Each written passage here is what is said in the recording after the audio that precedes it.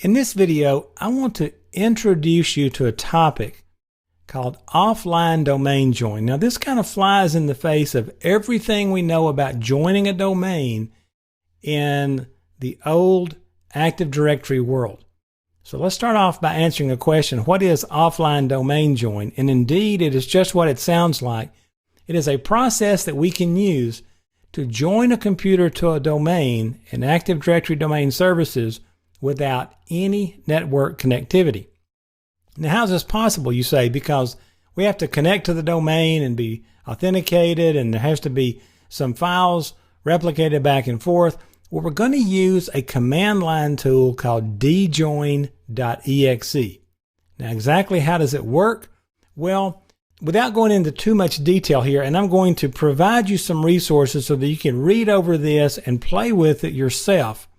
But I'm going to give you enough information here to understand what offline domain join is. Just know that it's capable.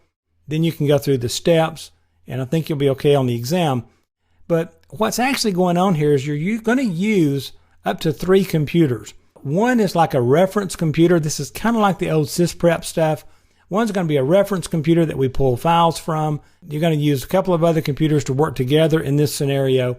But the bottom line is you're going to end up kind of injecting certain files into the computer that needs to join the domain without any network connectivity. And when that computer first starts up, after an operating system install, it's going to just join the domain, because we're really going to preload it with all the information that it needs to join the domain. Now, no additional restarts necessary to complete the domain join.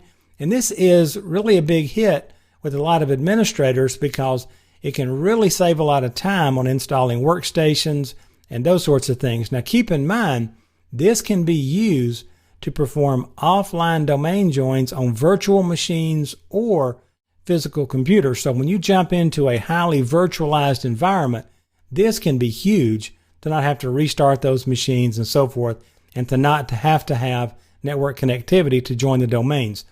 Now, to help you with this, I have put a document out there in the work files folder called Offline Domain Join Step by Step.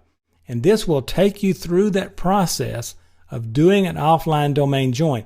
Now, I don't know that you have to do one of these or to play with one of these, but just read through there step by step to understand exactly what's going on here. It's a little complex. When I was trying to work it out, it was going to take way too long here, and I don't want to confuse you or bore you. This is going to be one question maybe on the exam.